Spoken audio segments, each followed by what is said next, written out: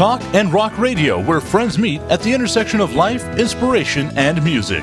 Here's your host, Rick Kern.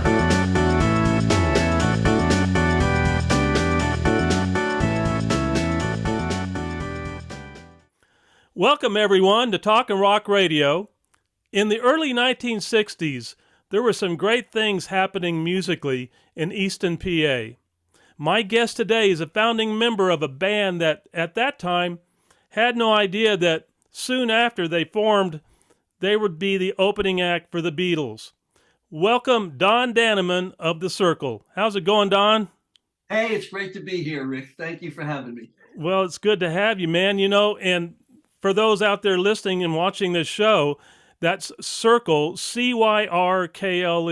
So had to we put can that. Talk about how that came about a little later in this interview if you want to bring that up. It's a good story. Sounds great. Well, Sure. you know, you're living in Delaware, right? Yes, I live in Delaware. What town is that? Middletown. Middletown, okay. Yes, and we got here because basically we followed our kids and grandkids down here. Our son-in-law is a pilot for Southwest. He's based in Baltimore, and he drew a 2-hour radius around the airport. And he says, we got to live within 2 hours of the airport. And he came up with Middletown, Delaware. So we're all here. Guy, that's great. And you Yeah. probably get some pretty good fares for all your travels too. Nope. Nope. Nope. We fly regular. Oh, well. Yeah, that's it. Well, I've got a lot of things I want to talk to you about today, but I think the first thing that would be the best way to start out this interview would be, why don't you talk, Don, about the path that you took to get to where the Cyrkle began? Okay.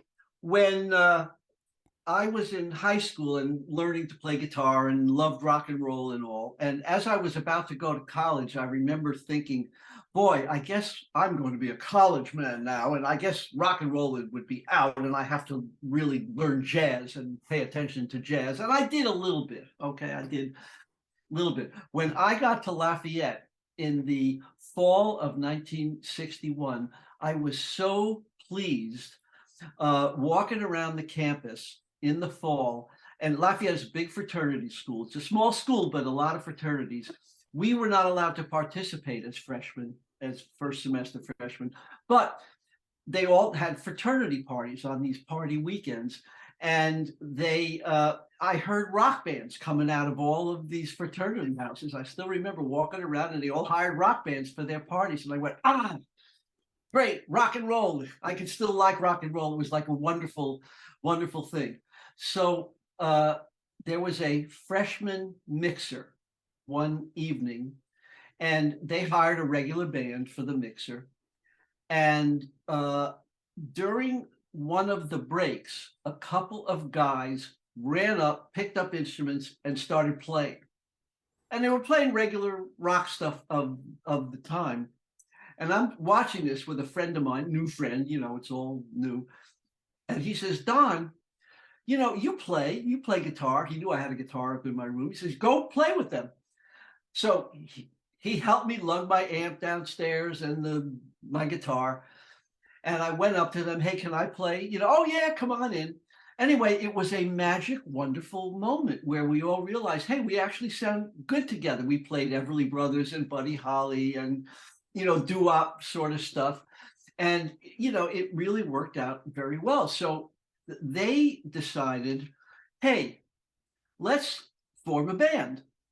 And although I loved the idea of a band, I didn't really want to because I had a girlfriend back home who was still in high school. And I thought, you know, on party weekends, I want to have my girlfriend. I don't want to be stuck playing in a band.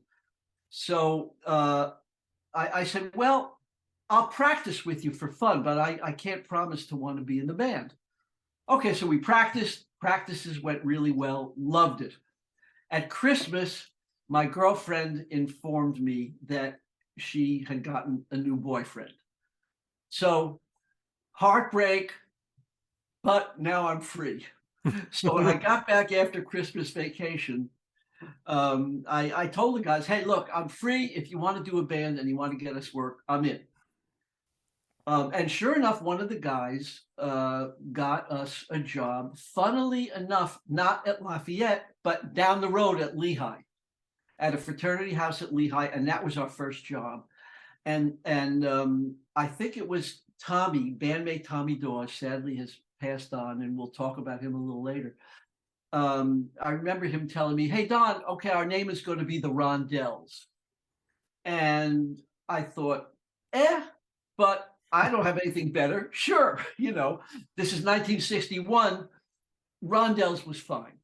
So we were the Rhondells, and we went on to become the band to get if you wanted to have a good fraternity party. And we learned all of the good stuff of the day, including Beatles when they came out. It was a little bit later that Beatles came out, and Beach Boys and Four Seasons and all the doo-wop stuff, Everly Brothers. We were a really good band, and I say that, no apologies, we were a good fraternity band. Did that stuff really well. So in 1964, at Spring Interfraternity Weekend, which is a big party for the whole school, we announced to the school, we're going to do a Beatles show, and we bought long-haired Beatle wigs, and we learned all the current Beatles stuff at the time. Like Please Please Me, I Want to Hold Your Hand, that sort of stuff. And we did it, and this is to the whole school, and the reaction was so amazing that when I think back on it, the rush of that reaction was literally almost as good as actually playing on the Beatles tour and performing at big stadiums. It was just an amazing moment. And that actually got us to Atlantic City. What happened was the band leader of the other band that we alternated with at Spring, name was Warren Covington, leading the Tommy Dorsey Orchestra. They were the legit band, we were the rock band. Anyway, he was playing at the Steel Pier in Atlantic City, and he thought, it would be kind of interesting if you guys could become part of my orchestra and then step out and do rock and roll. And we actually tried that at the Steel Pier that spring in Atlantic City. And it really didn't work out because it was not our style of music. And we all agreed to that, and we shook hands, and it was fine. But there we were in Atlantic City, and we thought, hey, let's see if we can get a summer job here. So we ended up at the Alibi Bar on South Carolina Avenue off the boardwalk in Atlantic City, and we played there for 2 summers. At the end of that second summer, when we were all about to, graduate, go our separate ways, in walks a gentleman who hears us, and he comes up, he introduces himself.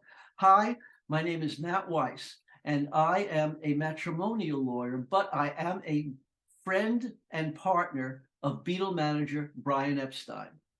And I think you guys are really good. Maybe, where Brian and I are forming a management company here in the States. And if you're interested, maybe we can get something happening." So, of course, we didn't believe him, but we shook hands and we all went our separate ways. Okay. So now summer's over, and I am now living with my parents in Eastchester, New York, which is a suburb of the city of New York. And I'm working for my dad in the sheet metal factory. And Tommy and Marty and I, they were still at Lafayette. And every once in a while I would drive out and we would play as a trio, play fraternity parties again. So one night I actually thought, I got this guy's card, and he actually said he knows Brian Epstein, and he's gonna, maybe he's interested in doing something. I call him up. And I was very pleasantly surprised because he absolutely remembered. He says, "Oh, Don, yeah, hi. Hey, it's really good to hear you. Thank you for calling." And he says, "Hey, come down to the city and I'll introduce you to Brian." So he gave me a date, it was like the next week, I think, and a date and an address. He says, "Yeah, you come down, I'll introduce you to Brian." So really, okay. Took a buddy of mine. We drove down. We're just outside the city, an easy drive. It was the Upper East Side on a side street. So, and it's one of those small buildings, walk-up buildings. We parked the car. We walk up. It's on the second floor, and there's a party. Sure enough, now Nat is not there, and we're both kind of shy. We're standing, in the corner. Well, I wonder if Nat's going to ever really show up. Anyway, a little time goes by, and sure enough, Nat walks in. Walk up to him, and Nat, hi. So how you doing? Oh, Don, yeah, it's so good to see you. He shakes my hand. Follow me. I follow him back down the stairs, and there, parked on the street, is a limo. And Nat, and I love the fact that we're on video now because I can use my hands to demonstrate this. Nat was he opened the door to this limo and he beckoned me into the limo with a wonderful gesture. And I still remember how he did that. It was like very theatrical. And he shows me into the limo. Now, my buddy is outside. Of course, he's just watching. He's not part of this, but he shows me into the limo. He sits me down, and I am now sitting directly in front of Beatle manager Brian Epstein. Now, we all know who Brian Epstein was. There was no doubt about it. I knew what he looked like, and it was real. I'm sitting in front of Brian Epstein. So Nat now introduces me. Now, before I tell you the introduction, I have to back up one little bit because my wife, Deb, gets really mad at me when I tell this story if I don't clarify it. I'm going to tell you my level of musicianship, at least my feeling of how I am. I'm a pretty decent light rock singer. And when I do light rock, I do pretty well. Pretty decent. Am I the best? Probably not. And guitar player, I give myself a medium level of professional guitar playing. Not fabulous, but I do pretty well. Okay, now that's what I think of myself. However, Nat, now he introduces me, and this is a little video in my head. I got this. Now, he says, Brian Epstein, I'd like you to meet Don Dannemann, one of the finest musicians I know. And I gulp, so now I'm trying to be cool. Knowing I'm not the finest musician, but okay. So I'm trying, So now I get to shake Brian's hand. Now, Brian, in all of the interactions that we had with him, was really a gentleman. And he was very, very soft-spoken and very nice. And I still remember he said, oh, yes, oh, Don, yes, it's very pleasure to meet you. And Nat has spoken very highly of you. And yes, perhaps we maybe get something going. We are starting a management company here. And yes, it's lovely to meet you. Anyway, a few exchanges back and forth along those lines. And just as wonderfully as Nat beckoned me in after these few exchanges, here we go, he opened the door and beckoned me out. So okay, well, great to meet you, out I go.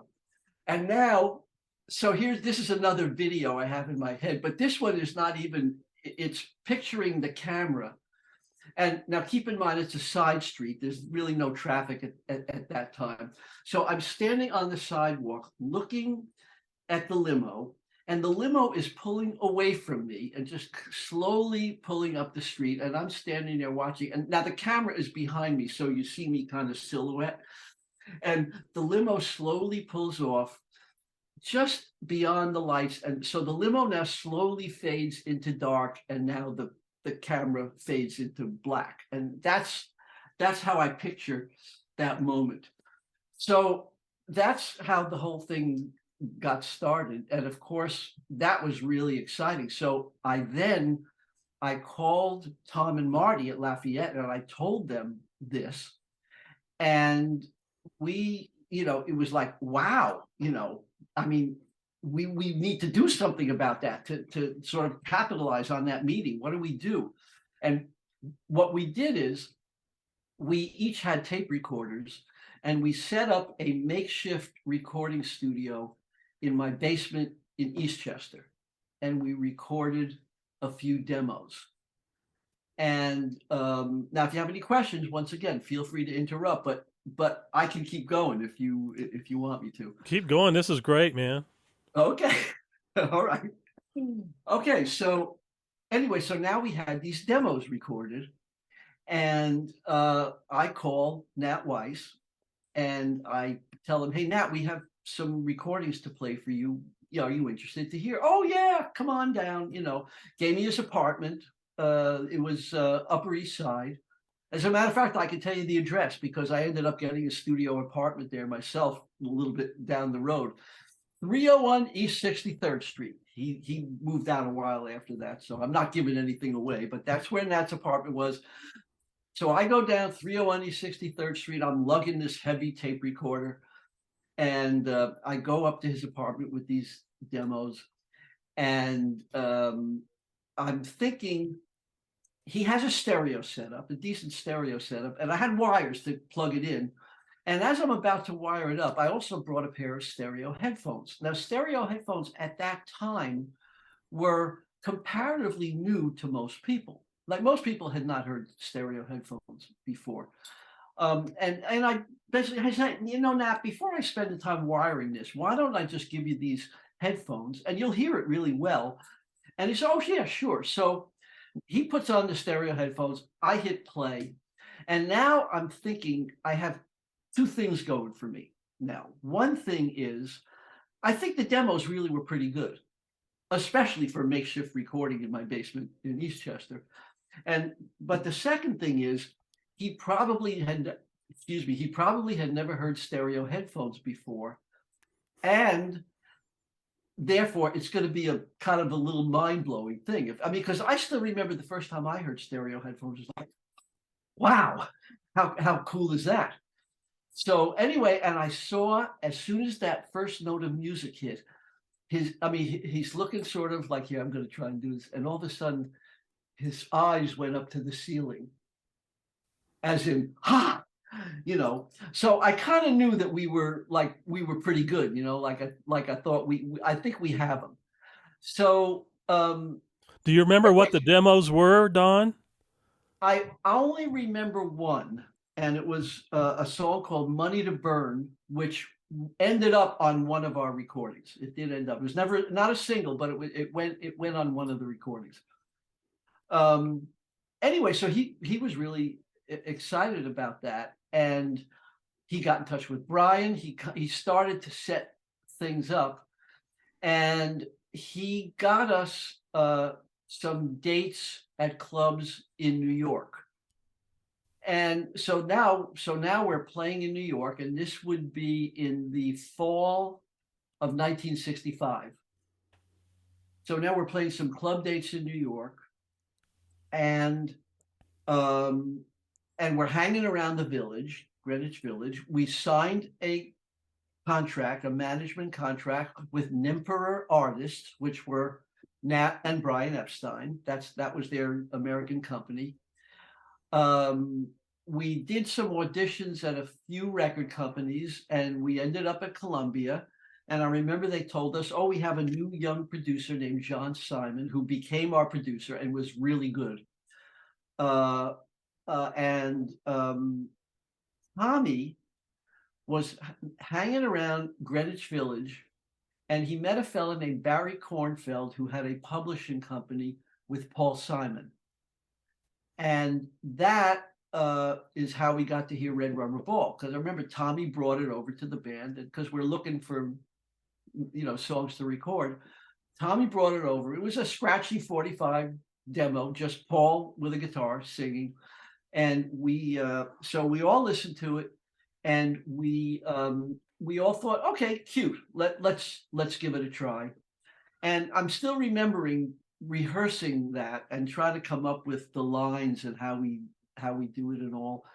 And Red Rubber Ball, of course, became a huge hit. So that was very surprising to me. Not only a huge hit, it was a number 2 on the Billboard Hot 100. Yeah, and actually, in our show, part of our show involves, ladies and gentlemen, you know how big a song Red Rubber Ball was. I mean, it meant so much to so many people. It actually has become a feel-good anthem of the 1960s, one of the premier feel-good anthems of the 1960s. But ladies and gentlemen, Red Rubber Ball only made number 2. And the audience always goes, you know, Man. it's kind of neat. And then I say, but ladies and gentlemen, now this is, of course, they've already heard that we had a relationship with the Beatles, you know. So, but ladies and gentlemen, at least if we had to lose to somebody, we lost to our friends. So when Red Rubber Ball was number 2, the following was number 1. And we bang into paperback, paperback, paperback writer, which we do very well, if I say so myself. And so that's a fun thing. And then we've experimented with the order of the show, but very often that song is next to last and it precedes Red Rubber Ball, which of course now we just kind of set that up. So we bang into Red Rubber Ball, and there's no announcement when we play Red Rubber Ball. It doesn't need it. Everybody knows, you know, so it's very dramatic how that works out. As far as when you started touring, talk a little bit about the Beatles experience itself, Don. You know, what year did you finally start touring with them, and how long did it last, and where all did you tour to? Okay, well, the actual touring with the Beatles was basically their tour in the summer of 1966. So I don't remember how many cities it was. I mean, I've actually heard 14 and I've heard 17. I just know we were there. You know, we were there. I haven't, and I will tell you some of the experiences, but before I do have an interesting little fact in that after we had recorded Red Rubber Ball, I actually went into the Coast Guard Reserve. It was in February of 1966. So Red Rubber Ball is now recorded, and it's not even released yet, but it's recorded and it's sitting waiting to have happen. And I am now in Coast Guard boot camp in Cape May, New Jersey. And I have to say, they were really nice, the Coast Guard people, because I was a regular, you know, boot camp cadet. But somewhere in the middle of boot camp, I get a call from Nat. We were able to get phone calls, and he says, "Hey Don, we have a chance to perform Red Rubber Ball and introduce it on Hullabaloo, the show Hullabaloo. And if you can maybe get a pass, that would be awesome. If you know we can do that." So I went up to them and I basically I told them exactly what the situation was, and they were so nice about it. They actually gave me a 3-day pass, and I went up and went to Brooklyn, where that's where the show was. I took a bus, I went on Brooklyn. We performed Red Rubber Ball. I got to meet, let me think, Paul Anka was the host, Leslie Gore was on it, and Peter and Gordon were Nice. on. Yeah. And it was really nice meeting them. I mean, they were all very nice. And actually, in recent times during the revival, we have met and performed on venues where Peter Asher. When he does a lot of that with the cruises and everything, particularly. Yeah. Yeah. Well, when we move on down the road, I can give you a nice description of us playing with Peter Asher introducing us. It was really nice. to have that. Anyway, so we did it. We did well. My dad drove me back to boot camp. He was, you know, which was all night because it was late. I got there just in time to sign in. And so now the show is going to air the following week. Now, everybody knew that one of their mates was on this show, like that I was on it.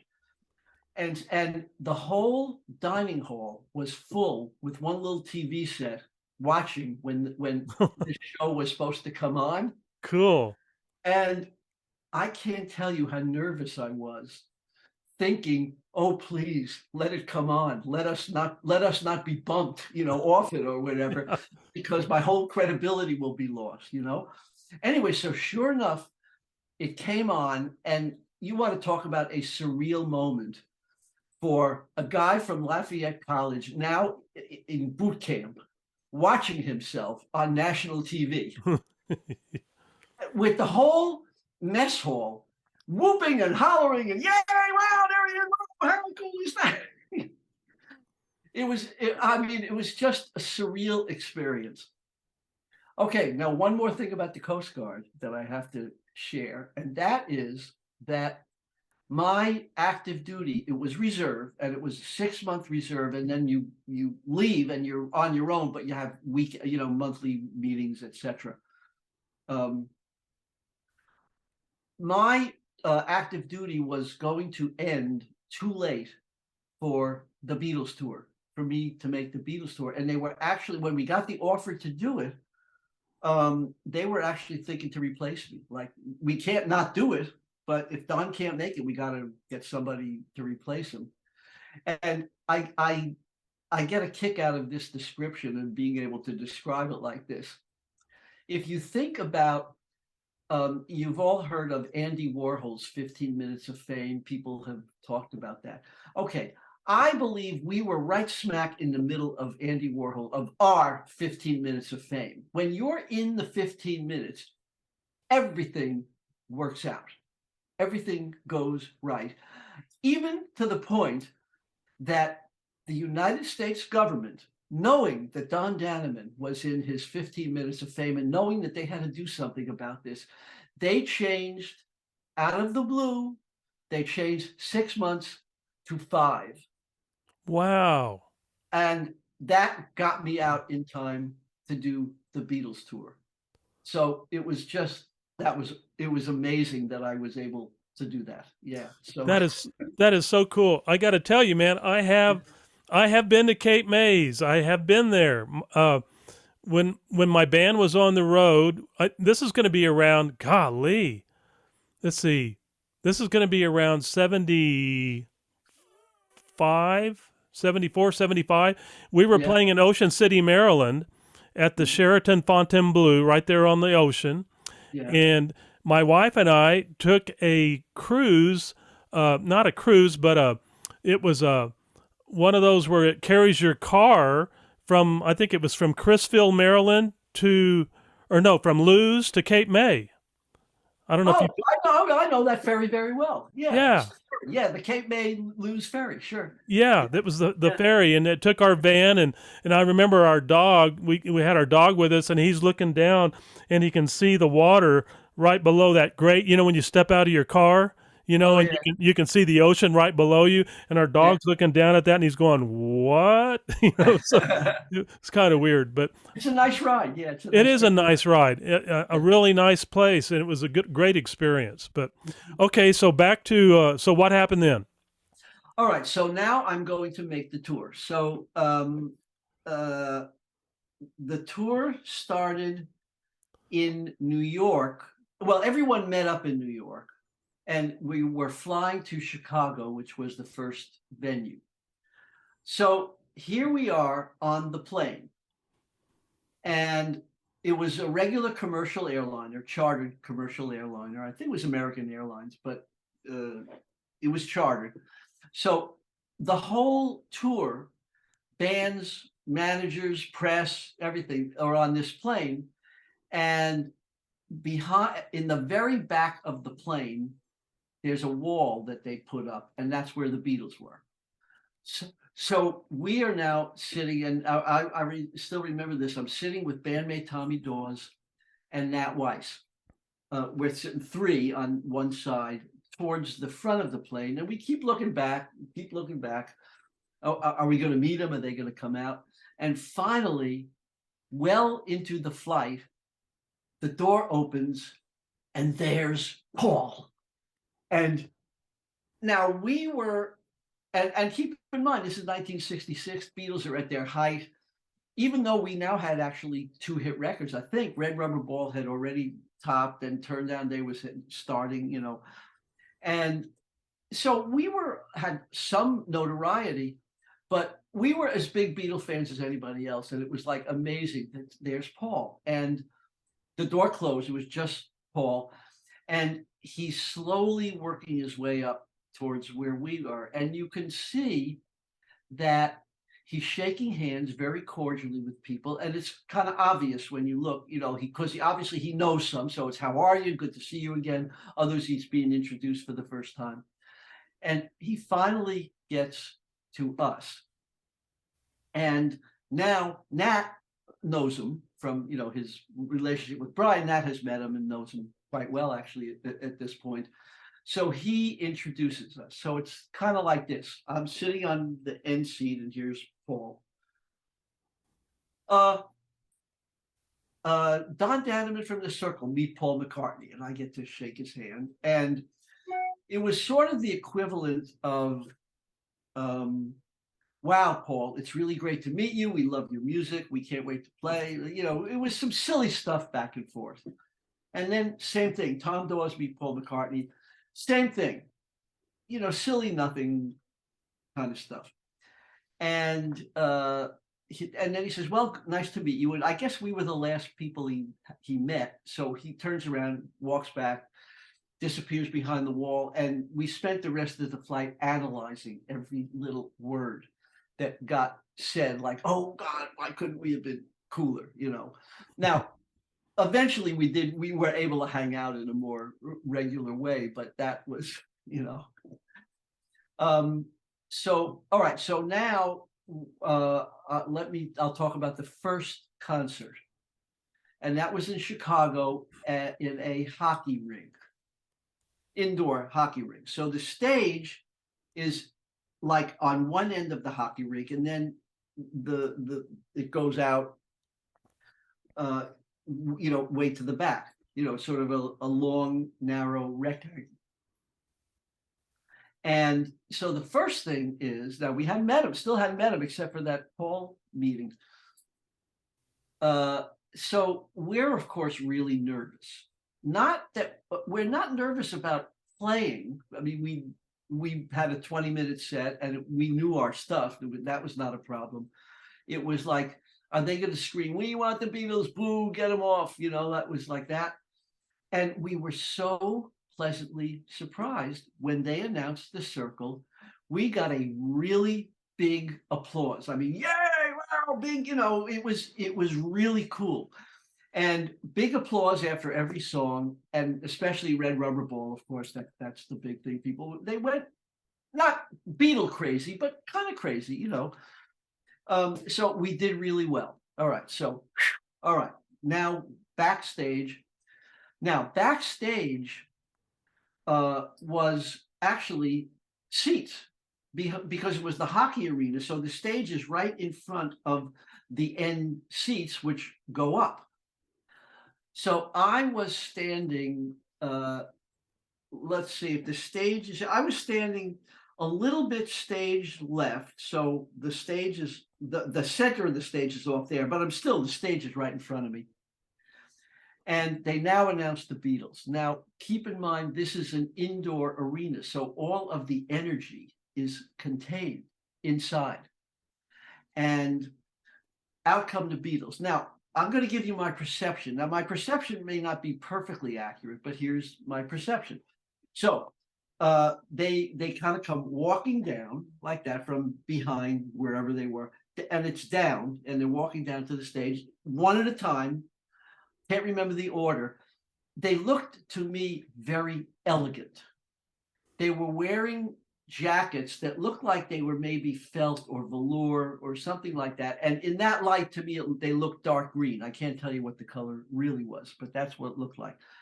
And they get on stage, and now they're playing, and you can hardly hear anything. It's just pandemonium, screams. And I have two perceptions that I remember pretty clearly. One was, I happened to be standing next to a woman. I didn't know her, but I'm guessing she was in her late 30s, maybe. And she was just crying. I mean, the emotion was so great.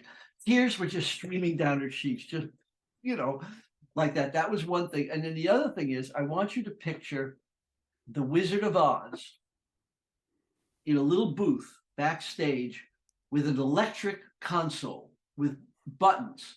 And these buttons send a shockwave to individual seats. And when you look out, what I saw looking out was the equivalent of the Wizard of Oz sending shockwaves to little girls sitting all across the audience who would be. Wow. I mean, that's what I saw. They're jumping out of their seat. Boom, boom, boom, boom, boom, boom. Just it was an amazing phenomenon. And that's, that's my recollection of that concert. Now we didn't meet him yet. I just saw him play. I can't tell you how good or not they were because you could hardly hear, So, okay, so now let's move on to where we finally actually met them. Now, so this would have been, I don't remember what city it was, but I do remember it was the third concert. So we went through 3 concerts. This was the third concert. We didn't meet him the first, we didn't meet him the second, except for that one quickie with Paul. So the third concert before the show, we got a call. And someone came up to us and said, "Oh, the boys would love to see you now." They were referred to as the boys by the inner circle. So, oh, great. Oh, let's go.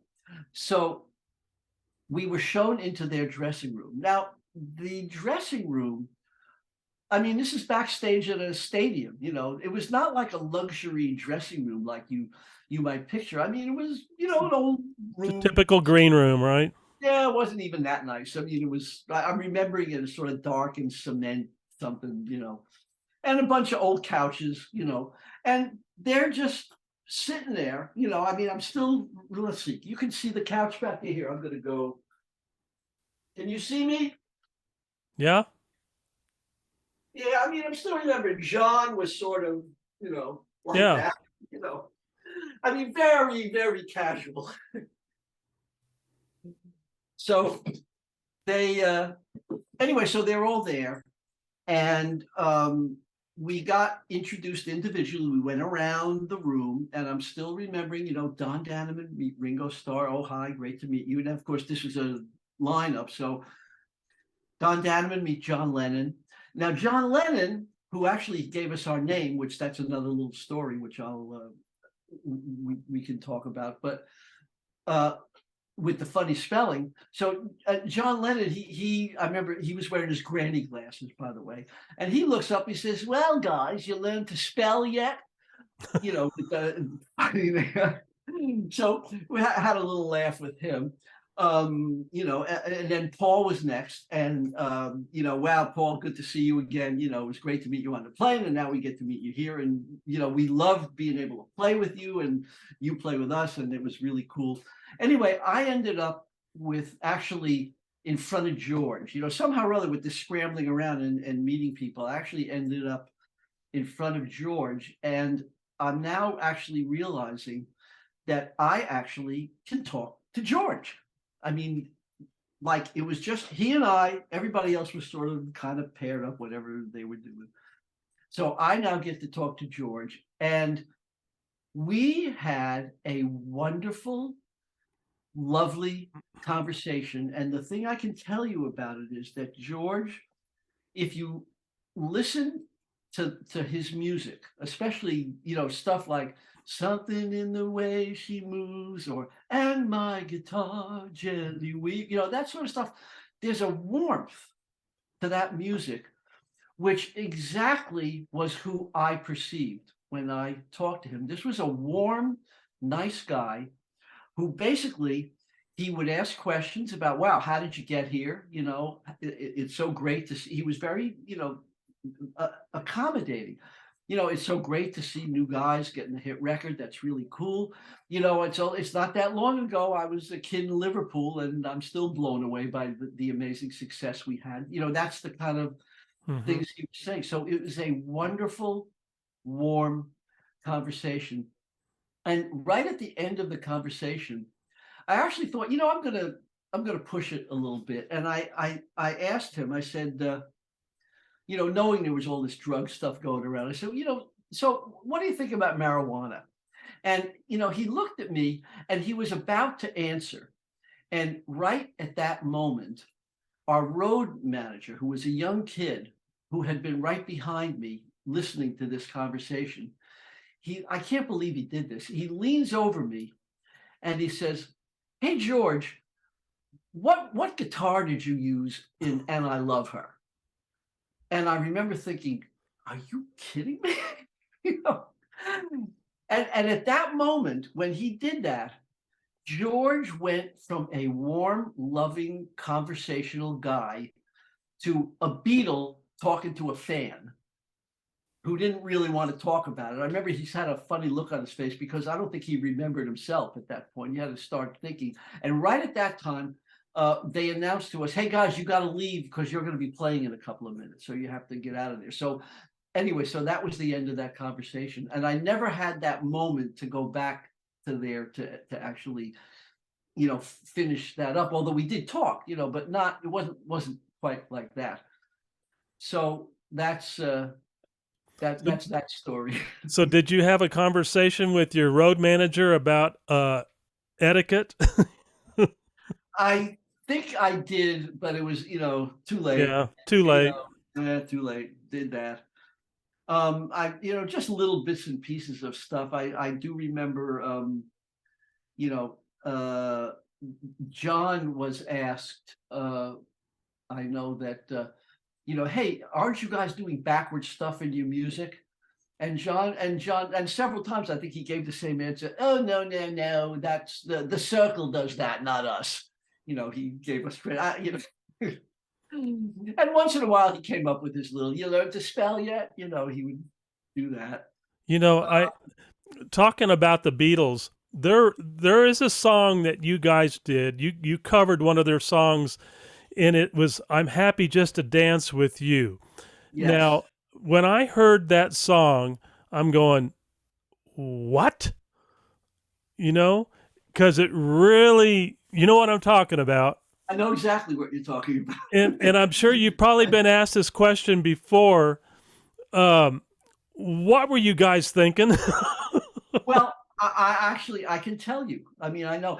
And honest truth is, it wasn't me that did it like that. But bandmate Tommy Dawes, who is a great music guy. I mean, I give him amazing credit for a lot of stuff. But in this case, his musical sense was very intellectual. He really wanted to do things that were interesting and trying and do that. And frankly, in this case, I think he tried a little too hard, and we all went along. We went along with it. And for your listeners, if you listen to it, basically, there's a lot of key changes in this that not really necessary, but well, and that's what makes it unique. I mean, but it is interesting. Yeah. Yeah, it's interesting, and I mean, when we've had the song, pounded into our brains, and we're so used to hearing it the Beatles way, and then when you hear it this way, we're going, okay, that's definitely pretty interesting. I mean, I got it when I heard it. I just wasn't expecting it. Yeah, well, it definitely it is interesting. It really is interesting. I can.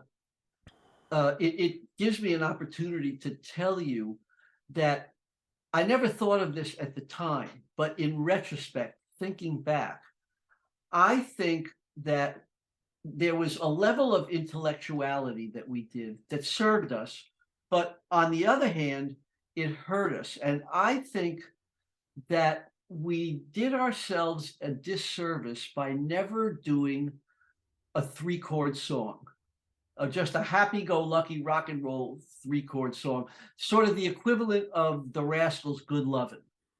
I kind of remember when they came out thinking, "Ooh, why didn't we do that?"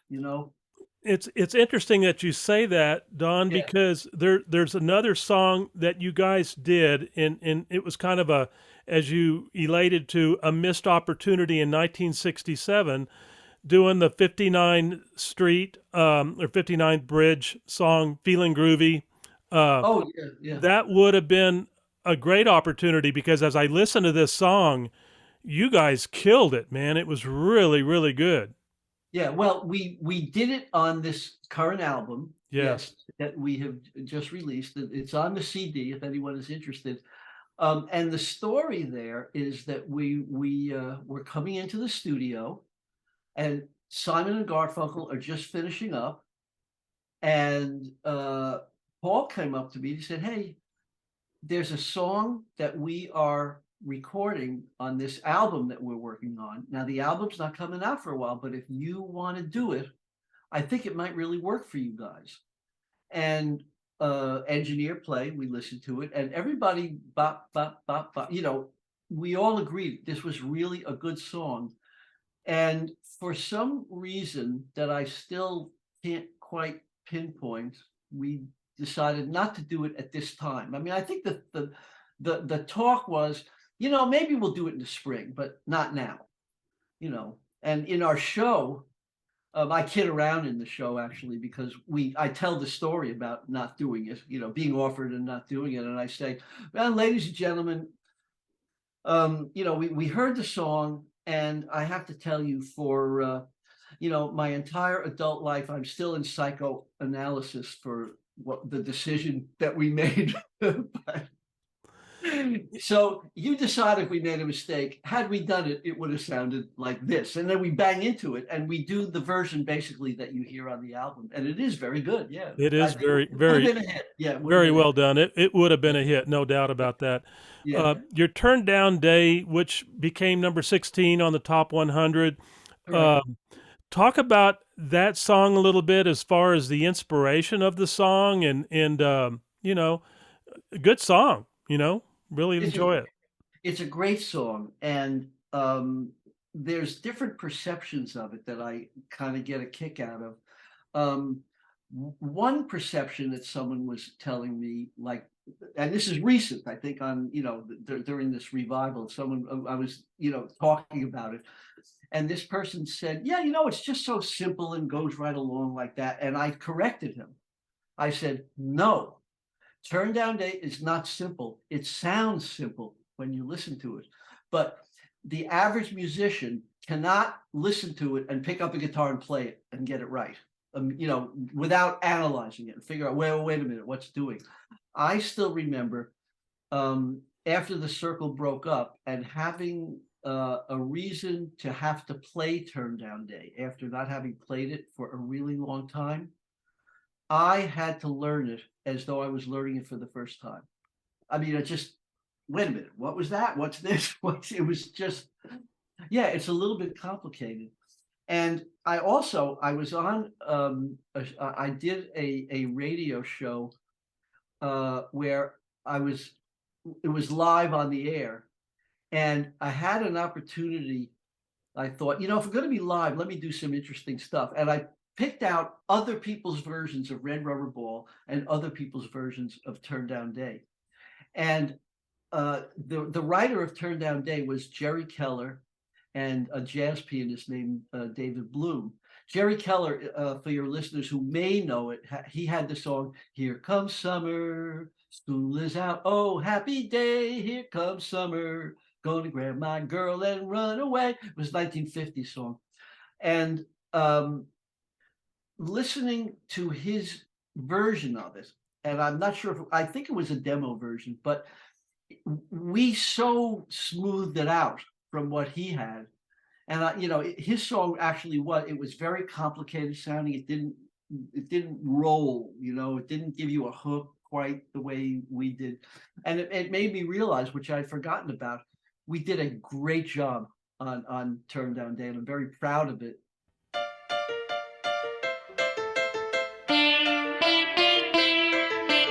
It's much too groovy a summer's day to waste running round in the city. But here on the sand I can dream away, or look at the girls if they're pretty.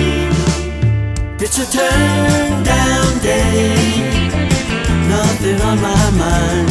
It's a turn down day, and I did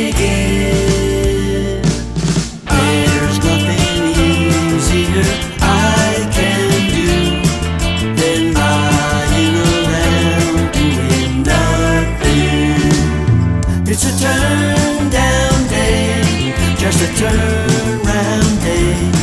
It's a turn down day, and I dig it.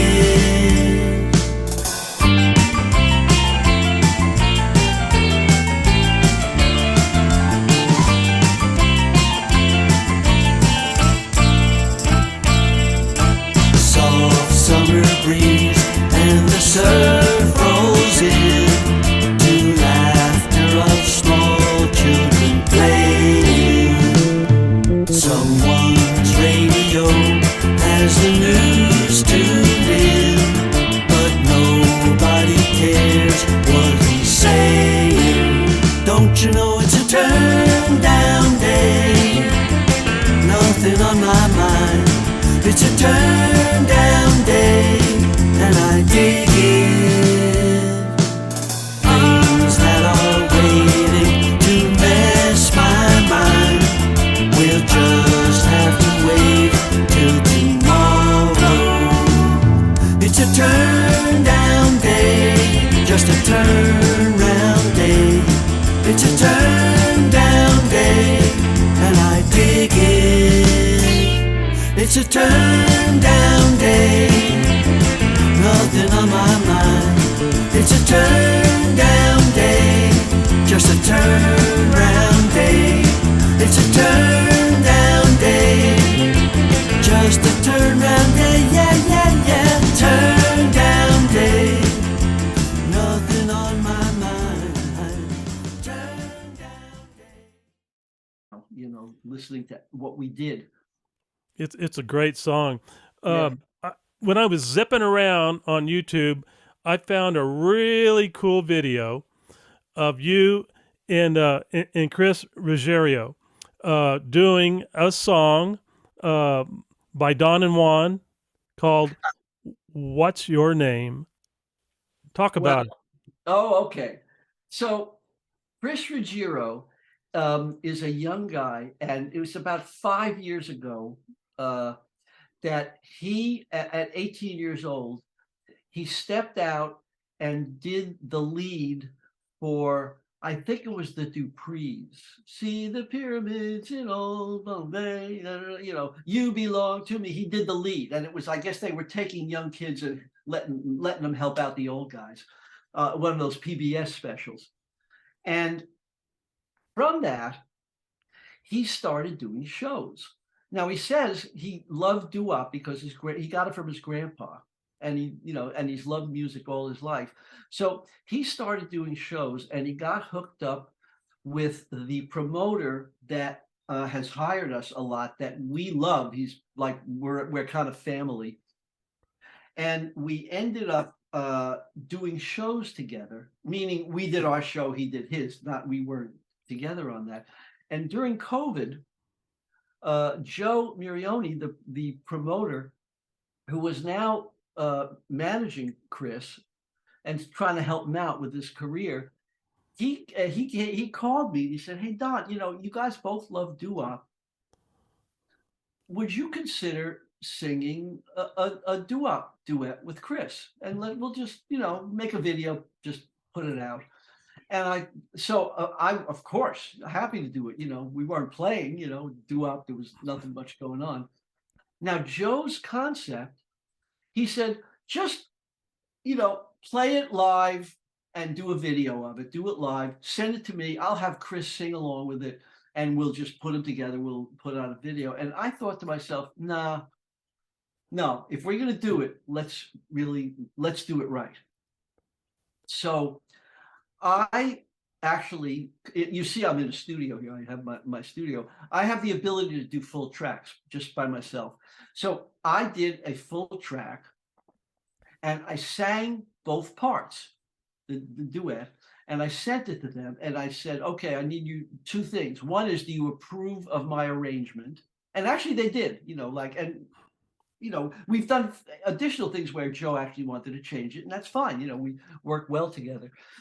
In this case, they were very happy with the arrangement, and Chris chose the top part.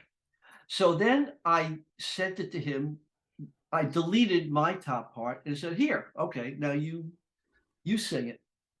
So Chris he did a bunch of takes, and then he sent it to me, and I was able to edit his takes in with mine.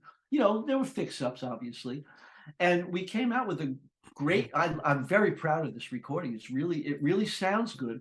And then we each did a video, basically at home, where it was basically straight through.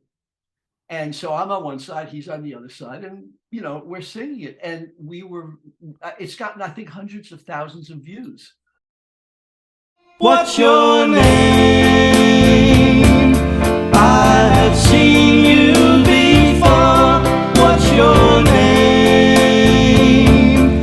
May I walk you to your door?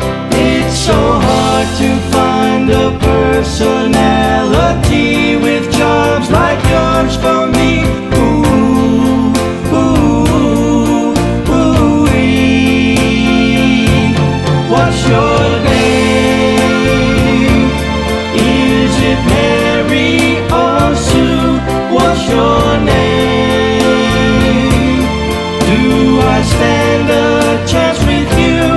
It's so hard to find a personality with charms like yours for me. Ooh-wee, ooh-wee, ooh-wee. I stood on this corner waiting for you to come along, so my heart could feel satisfied. So please let me be your number one. Under the moon, under the stars, and under the sun. What's your name? What's your name? Is it Mary or Sue? What's your name? Do I stand a chance with you? It's so hard to find a personality with charms like yours for me. Ooh-wee, ooh-wee, ooh-wee. What's your name? What's your name? Shoo-be-doo-ba-ba-da.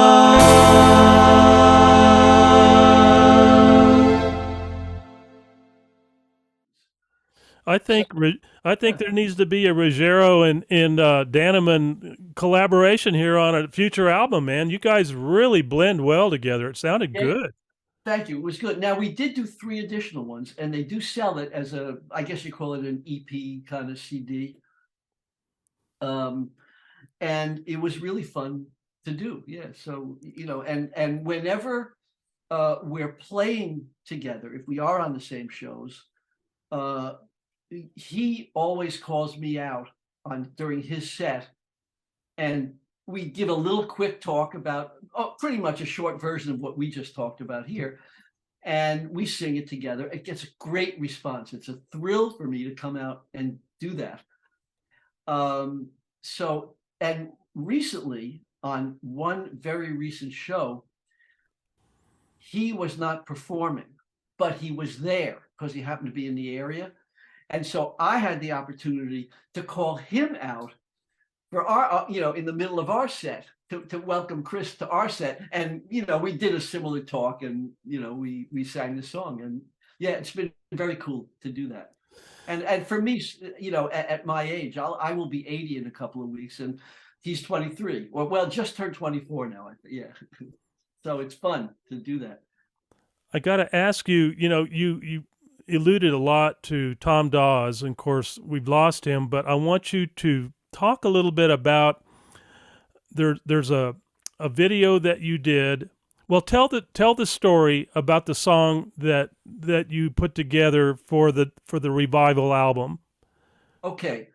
Tommy and I, when the band broke up, now we were partners in the Cyrkle, but when the band broke up, we kind of went our separate ways, and we both, knock on wood, had very nice commercial careers. We did Jingles. audio work Yeah. for jingles and audio work for ad agencies.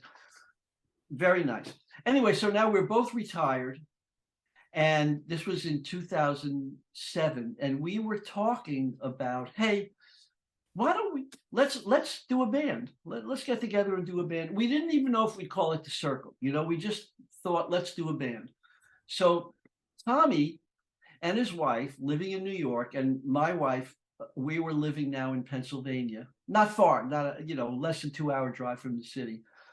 And we're talking about doing this band, and they were going to come out for the weekend, and we're going to basically just have a weekend together and talk about it.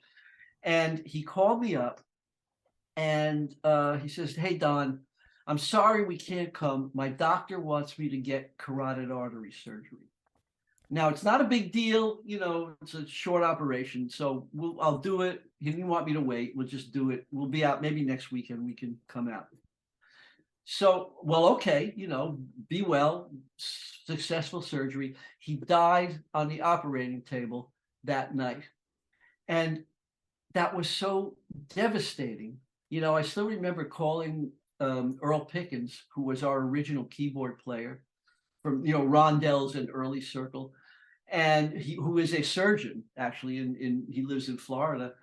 And he was going to try out wait a minute, what happened? How did that happen? But it didn't make any difference. Tommy was gone. And actually, we cried all night on the phone, Earle and I. But moving on. So last year, photographer Daniel Costin, who is a friend of the band, he sends me a song.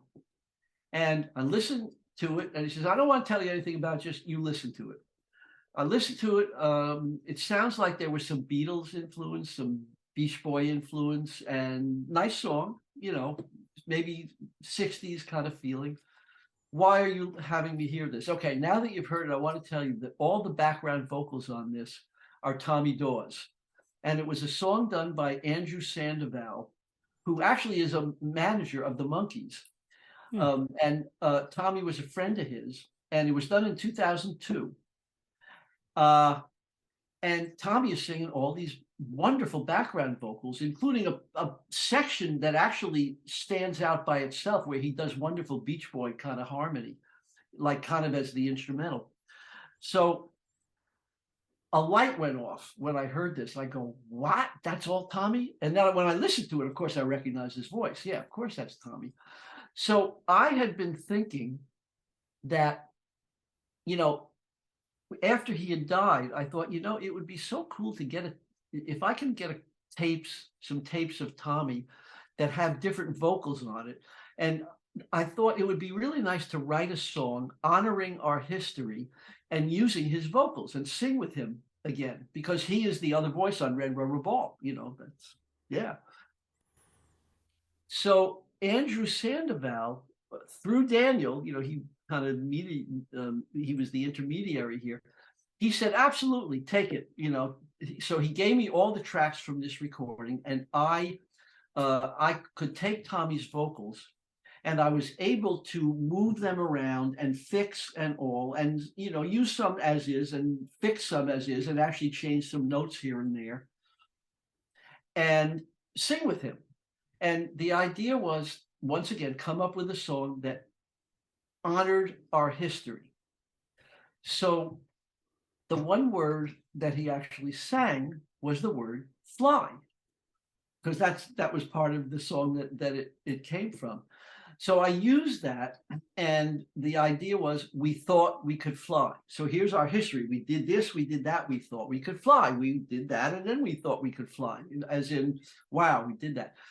So the lyrics are essentially a history of some of the high points of our history together and what we did, including the last verse, which actually tells in a song kind of way what I just told you about his dying on the operating table. I didn't go into operating table. It's like, we were going to start a band and you died on me, like that. So it's not an up song, but I think to me it is very meaningful. And one other thing, the middle of the song, which is kind of the instrumental, I used that Beach Boy feeling vocal that Tommy did, where he did that whole group himself, but I added to it, and I was able to sing the organ notes of Red Rubber Ball in a falsetto just on top of Tommy, and we blended really well together. So I went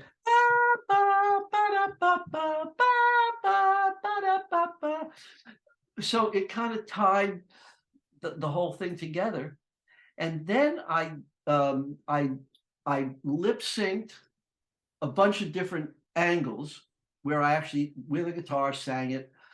And then I got various pictures, including some moving stuff, some stuff off TV of Tommy, and Tommy is floating around the whole thing. So it's the two of us together. So when I actually was in the process of doing it, I found myself tearing up as I'm writing it, not even knowing where I'm going with it. I'm starting to write it. I go, oh, tears are kind of coming out. So it was an amazing project to do. And I think of it a little bit along the lines of when the Beatles did Free as a Bird, taking, an old demo of John and using some of it, fixing it up, adding it, making a song out of it. It was a little bit like that. So I'm just thrilled to have been able to do it. Ladies and gentlemen, I'd like to proudly present We Thought We Could Fly.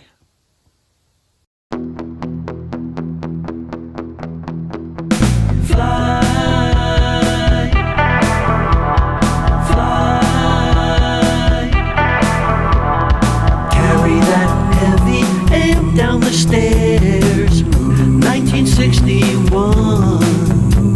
A couple of guys were singing and playing, looked like they were having fun. I asked them, they said I could join them, so I plugged in and started to strum.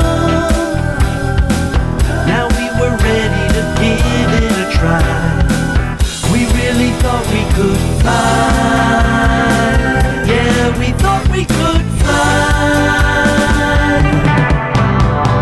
Fly. We became the real hot band on campus, 1964.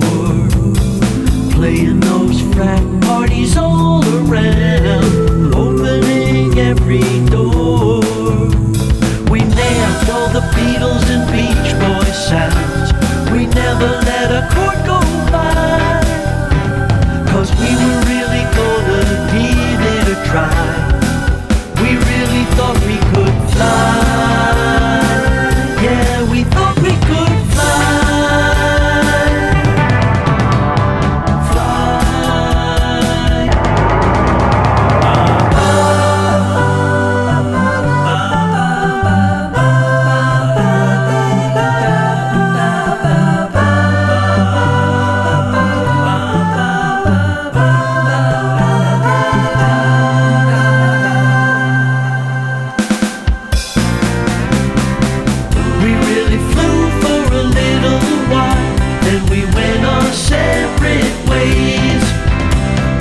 Memory keeps flooding back of those amazing days. Couple of grizzled old senior guys, 2007. You said you wanna start a band, but you left me for rock and roll heaven. So from up there, can you give me a hand? 'Cause I still wanna sing and strum, remembering those days when we gave it a try. We really thought we could fly. Yeah, we thought we could fly. Fly. Yeah, we thought we could fly. We really thought we could fly. Oh, we thought we could fly. We really thought we could fly.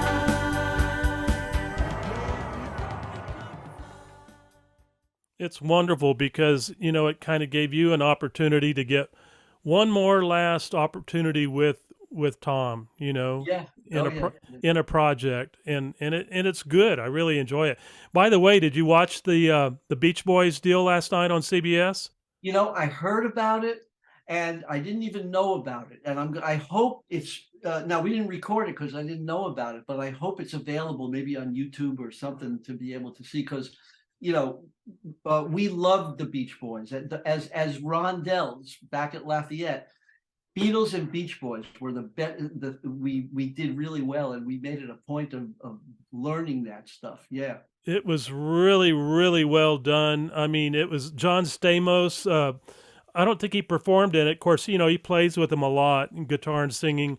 John Cowsill wasn't on drums, which he's normally playing drums with them, but it was well, tastefully done, man. Everybody, God, Brandy Carlisle, all of them, Pentatonics. I mean, there was so many good voices, and they all killed it, man. It was really well done. I wish I had a copy of it. Maybe they'll have it out again or something. I don't know, but it was very well done. Yeah, well, I hope it's available somewhere because I absolutely am going to watch it. Yeah, Yeah, definitely. Yeah, you'll really enjoy it. yeah. I heard. Yes, just as you said, I heard it was really well done. Yeah. Yeah. Real quick, I wanted to ask you about any upcoming projects or anything that you're doing that we need to promote. Well, the the album itself, which is available, it's out and available.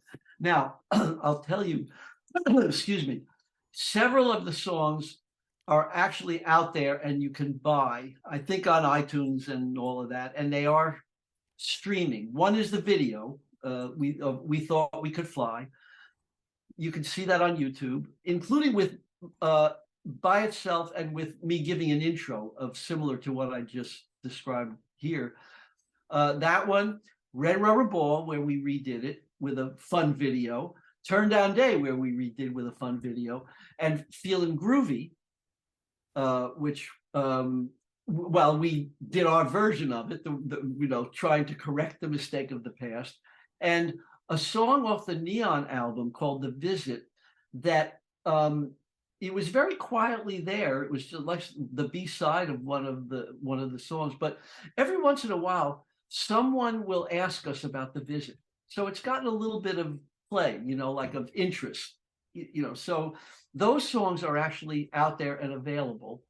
The rest of the album you can buy from Etsy.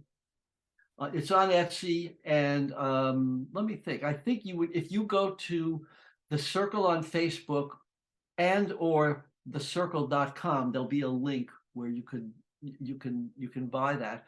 And other than that, we're just, we get booked occasionally and we play and we have a really good time. Now, by the time your listeners hear this, let's see, this is Tuesday, this is Monday. In 3 days, we're playing in Port Huron, Michigan. So that may be too late for this. And then we just have a couple of more scattered through the summer. I know there's one in Columbus, Ohio, where we're playing with several of other 60s bands, and that should be a good one.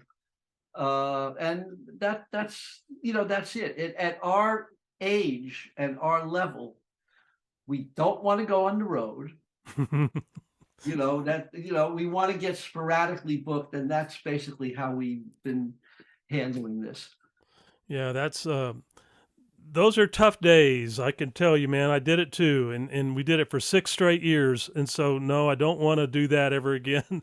Although it was a great experience, as I'm sure it was for you. But I want to thank you, Don, for taking the time today to be on this show. The premise of our show is to kind of keep the legacies and the memories and the stories and everything alive of the groups of the golden era of rock and roll, and which definitely includes you guys. You guys are one of the great ones, and I really want to thank you personally for coming on board and doing this with me. It means a lot, and I know that the listeners are going to really enjoy hearing your stories today. And of course, the big takeaway of this is to keep the memories alive, and especially for future generations. Well, thank you so much for having me. I still get a kick out of doing this. there's something so special. Every time people come up to me about, and say what Red Rubber Ball meant to them. And, I've had all sorts of stories of what Red Rubber Ball, and I never knew that until the revival that we're doing now, where I get to talk to people and actually pay attention. And I'm honored to have been the lead voice on a song that, as I think I said earlier in our talk, has become one of the premier feel-good anthems of the 1960s. So anybody out there who may think that, thank you for thinking that, because it just blows me away. Thank you, Don. This was a great opportunity to learn more about you and hear your stories. And let's do it again sometime, man. Sure. Happy to do it. Thanks, buddy. All right. Take care.